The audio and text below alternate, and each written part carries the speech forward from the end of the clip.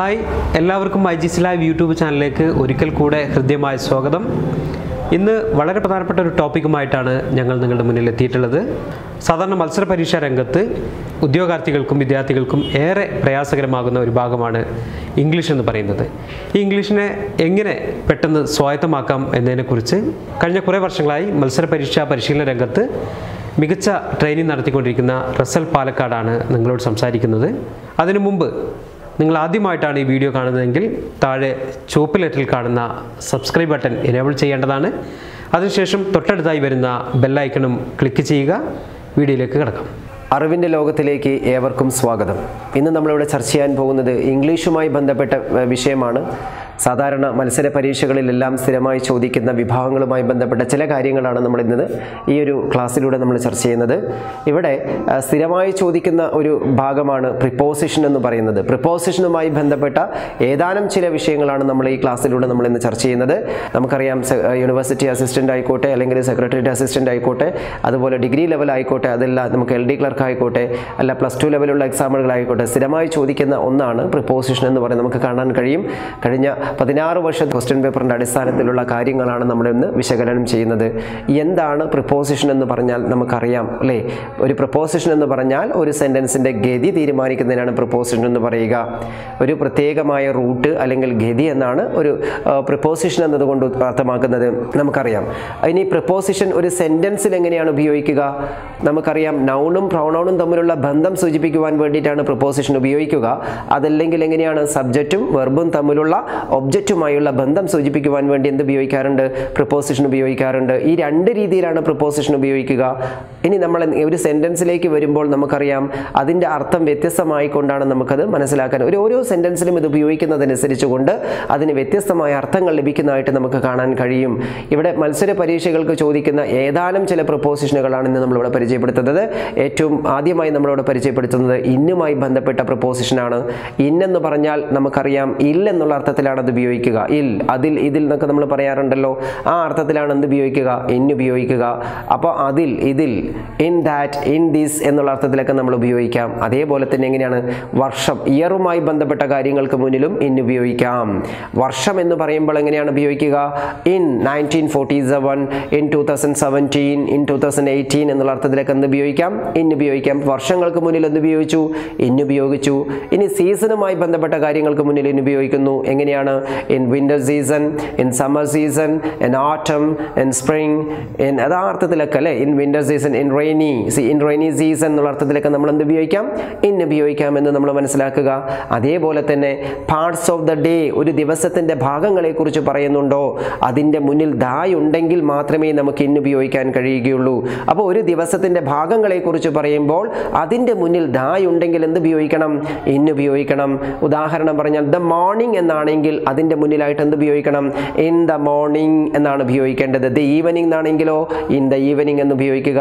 The night എന്നാണെങ്കിലോ in the night എന്ന് ഉപയോഗിക്കുക. ക്ലിയർ ആവുന്നുണ്ടല്ലോ? അപ്പോൾ ഈ അർത്ഥത്തിലാണ് നമ്മൾ എന്ത് ചെയ്യുക? പാർട്സ് ഓഫ് ദ ഡേയുമായി ബന്ധപ്പെട്ട കാര്യങ്ങൾ പറയുമ്പോൾ യഥാർത്ഥത്തിൽ എങ്ങനെ ഉപയോഗിക്കണം? അതിൻ്റെ മുന്നിലായിട്ട് എന്ത് ഉപയോഗിക്കണം? ദായ് ഉപയോഗിക്കണം എന്നുള്ള കാര്യങ്ങൾ നമ്മൾ മനസ്സിലാക്കണം. ക്ലിയർ ആണല്ലോ? അതേപോലെ തന്നെ വലിയ നഗരങ്ങൾക്ക് മുന്നിൽ, ലാർജ് സിറ്റീസ് ഓർ ബിഗ് സിറ്റീസിന് മുന്നിൽ നമ്മൾ എന്ത് ഉപയോഗിക്കുന്നു? ഇന്ന് ഉപയോഗിക്കണം എന്നുള്ള കാര്യങ്ങൾ നമ്മൾ മനസ്സിലാക്കിക്കൊള്ളുക. വലിയ നഗരങ്ങളാണോ അതിൻ്റെ മുന്നിൽ എന്ത് ഉപയോഗിക്കണം? ഇന്ന് ഉപയോഗിക്കണം അല്ലെ? ബിഗ് സിറ്റീസ് ഓർ ലാർജ് സിറ്റീസിന് മുന്നിലെല്ലാം എന്ത് ഉപയോഗിക്കാം? ഇന്ന് ഉപയോഗിക്കാം. അതേപോലെ തന്നെ തലസ്ഥാന നഗരങ്ങളെ കുറിച്ച് പറയുന്നുണ്ടോ, അതിൻ്റെ മുന്നിൽ എന്ത് ഉപയോഗിക്കണം? ഇന്ന് ഉപയോഗിക്കണം. തലസ്ഥാന നഗരമാണോ അവിടെ എന്ത് ഉപയോഗിക്കണം? ഇന്ന് ഉപയോഗിക്കണം. അതേപോലെ വലിയ നഗരങ്ങളാണോ ഇന്ന് ഉപയോഗിക്കണം എന്ന് പറഞ്ഞതുപോലെ ഇപ്പോൾ വലിയ നഗരങ്ങളൊക്കെ നമുക്ക് പറയാം, ഇൻ കൊച്ചി എന്ന് ഉപയോഗിക്കാൻ പറ്റും, ഇൻ ട്രാൻഡ്രം എന്ന് ഉപയോഗിക്കാം. അതിൽ തിരുവനന്തപുരം എന്ന് പറയുന്നത് എന്താണ്? ക്യാപിറ്റൽ സിറ്റിയാണ്. അപ്പോൾ അവിടെ രണ്ടുമാണ് അല്ലേ? വലിയ നഗരവുമാണ്, അതുപോലെ ക്യാപിറ്റൽ സിറ്റിയുമാണ്. ഇൻ മുംബൈ എന്ന് പറഞ്ഞാൽ നമുക്കറിയാം, വലിയ നഗരവുമാണ്, തലസ്ഥാന നഗരവുമാണ്. അപ്പോൾ അതിൻ്റെ മുന്നിൽ എന്ത് ഉപയോഗിച്ചു? ഇന്ന് ഉപയോഗിച്ചു എന്നുള്ള കാര്യങ്ങൾ നമ്മൾ മനസ്സിലാക്കുക. അപ്പോൾ അത്തരം കേസിൽ നമ്മൾ എന്ത് ചെയ്യണം? ഇന്ന് ഉപയോഗിക്കണം. പിന്നെ നമുക്ക് പഠിക്കാനുള്ള ഇന്നുമായി ബന്ധപ്പെട്ടത് ഏതാണ്? ആഴ്ചകളുമായി ബന്ധപ്പെട്ട കേസിൽ. കാരണം എന്താ? ഇൻ ദ വീക്ക് എന്ന് പറയാനായിട്ട് ഇന്ന് ഉപയോഗിക്കാം, ഇൻ ദ നെക്സ്റ്റ് വീക്ക് എന്ന് പറയാനായിട്ട് ഇന്ന് ഉപയോഗിക്കാം, ഇൻ 2 വീക്സ് എന്ന് പറയാനായിട്ട് ഇന്ന് ഉപയോഗിക്കാം, ഇൻ 3 വീക്സ് എന്ന് പറയാനായിട്ട് ഇന്ന് ഉപയോഗിക്കാം. ആഴ്ചകളുമായി ബന്ധപ്പെട്ട പദങ്ങൾ പറയുമ്പോഴും നമുക്ക് ഇന്ന് ഉപയോഗിക്കാം. ഉപയോഗിക്കാം എന്നുള്ള കാര്യം ഓർക്കുക. അപ്പോൾ അത്തരം കേസിലും നമ്മൾ സാധാരണ എക്സാമിന് ചില കേസിൽ ചോദിക്കാറുണ്ട്. കളേഴ്സ്, നിറങ്ങളെക്കുറിച്ച് അല്ലെങ്കിൽ ഇങ്ക്, മഷികളെക്കുറിച്ചൊക്കെ പറയുമ്പോഴും നമ്മൾ എന്ത് ഉപയോഗിക്കുന്നു? ഇൻ ഉപയോഗിക്കുന്ന കാര്യങ്ങൾ നമ്മൾ ഓർക്കുക. കളേഴ്സ്, ഇൻകുമായി ബന്ധപ്പെട്ട കാര്യങ്ങൾ in white, in orange, in yellow, in green എന്നുള്ള അർത്ഥത്തിലെല്ലാം നമ്മൾ ഇൻ ഉപയോഗിക്കുന്ന കാര്യങ്ങൾ നമ്മൾ മനസ്സിലാക്കിക്കൊള്ളുക. അപ്പം അതേപോലെ തന്നെ നമുക്കറിയാം ഇങ്ക്, മഷികളുമായി ബന്ധപ്പെട്ടതും നിറങ്ങൾ പറയുമ്പോഴും നമുക്ക് ഇൻ ഉപയോഗിക്കുന്ന കാര്യങ്ങൾ പഠിച്ചതുപോലെ തന്നെ ഷെയ്ഡ്, ഷാഡോസിൻ്റെ കേസിലും നമ്മൾ എന്ത് ചെയ്യാറുണ്ട്? ഇൻ ഉപയോഗിക്കുന്നു. ഷെയ്ഡ്, ഷാഡോസ്, ഷെയ്ഡ് നിഴലുമായി ബന്ധപ്പെട്ട കാര്യങ്ങൾ പറയുമ്പോൾ സാധാരണ എന്ത് ഉപയോഗിക്കണം? ഇന്നാണ് നമ്മൾ ഉപയോഗിക്കേണ്ടത്. ഇൻ ദ ഷെയ്ഡ് എന്നാണ് നമ്മൾ സാധാരണ ഉപയോഗിക്കേണ്ടത്. അല്ലാതെ എന്തല്ല in the shade, in the shadow എന്നുള്ള അർത്ഥത്തിലേക്കാണ് നമ്മൾ ഉപയോഗിക്കുന്നത്. നിഴലിലാണ് നമ്മൾ ഇരിക്കുക. അപ്പം അതുകൊണ്ട് എന്ത് ഉപയോഗിക്കണം? ഇൻ ഉപയോഗിക്കണം. ക്ലിയർ ആണല്ലോ. പിന്നെ ഷെയ്പ്പിനെ കുറിച്ച് പറയുമ്പോൾ നമ്മൾ എന്ത് ഉപയോഗിക്കണം?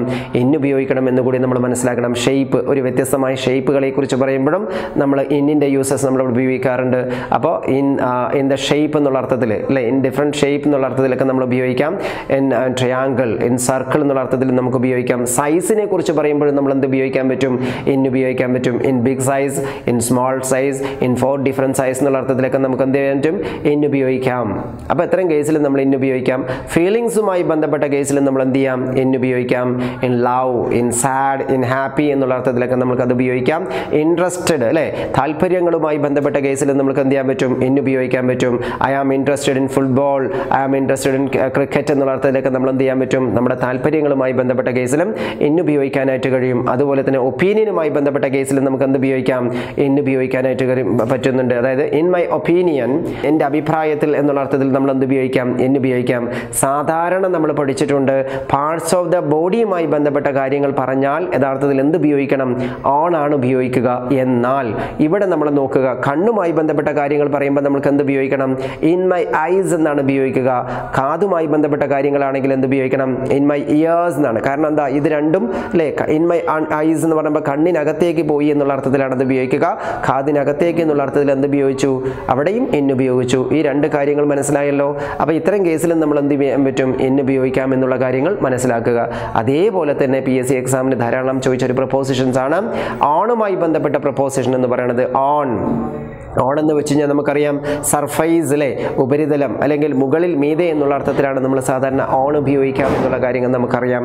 മുകളിലാണ്, മീതെയാണ് എന്നുള്ള അർത്ഥത്തിൽ എന്ത് ഉപയോഗിക്കുന്നു? ഓൺ ഉപയോഗിക്കുന്നു. അതുപോലെ തന്നെ നമ്മൾ എന്ത് ഉപയോഗിക്കാറുണ്ട്? ഡേറ്റ് കൃത്യമായി പറഞ്ഞാൽ അവിടെ എന്ത് ഉപയോഗിക്കണം? ഓൺ ഉപയോഗിക്കണം. നമ്മൾ നേരത്തെ പറഞ്ഞിരുന്നല്ലോ, വർഷങ്ങൾക്ക് മുന്നിലാണെങ്കിൽ എന്ത് ഉപയോഗിക്കണം? ഇൻ ഉപയോഗിക്കണം എന്ന് പറഞ്ഞതുപോലെ ഡേറ്റും ഡേയും കൃത്യമാണെങ്കിൽ നമ്മൾ എന്ത് ഉപയോഗിക്കണം? ഓൺ ആണ് ഉപയോഗിക്കേണ്ടത്. അതുപോലെ പാർട്സ് ഓഫ് ദ ബോഡി നമ്മൾ പറയുമ്പോൾ ശരിക്കും എന്ത് ഉപയോഗിക്കാൻ പാടില്ല? ഇൻ ഉപയോഗിക്കാൻ പാടില്ല. കണ്ണിൻ്റെയും ഐസിൻ്റെയും കാര്യങ്ങൾ പറയുമ്പോൾ ഇന്നർ പാർട്സ് ആണെങ്കിൽ അവിടെ ഇൻ ഉപയോഗിക്കാം. എന്നാൽ ഔട്ടർ പാർട്സിനെ കുറിച്ച് പറയുമ്പോൾ നമ്മൾ ശരിക്കും എന്ത് പറയണം? ഓൺ ആണ് ഉപയോഗിക്കേണ്ടതെന്നുള്ള കാര്യങ്ങൾ നമ്മൾ മനസ്സിലാക്കുക. അത്തരം കാര്യങ്ങൾ മനസ്സിലാക്കുക. അതുപോലെ തന്നെ ഓൺ ദ വേ എന്നുള്ള അർത്ഥത്തിൽ ഓൺ ഉപയോഗിക്കാറുണ്ട്. അതേപോലെ തന്നെ നമുക്കറിയാം ഓൺ ദ വേ എന്നുള്ള അർത്ഥത്തിലും അതുപോലെ തന്നെ ഇത്തരം കേസിലെല്ലാം നമ്മൾ സാധാരണ ഓൺ ഉപയോഗിക്കുന്ന കാര്യങ്ങൾ നമുക്ക് പഠിക്കാമല്ലോ. ഇനി ഓരോ ക്ലാസ്സുകളിലൂടെ നിങ്ങൾക്ക് പുതിയ ഇൻഫർമേഷൻസ് എല്ലാം കിട്ടും. Thank you very much.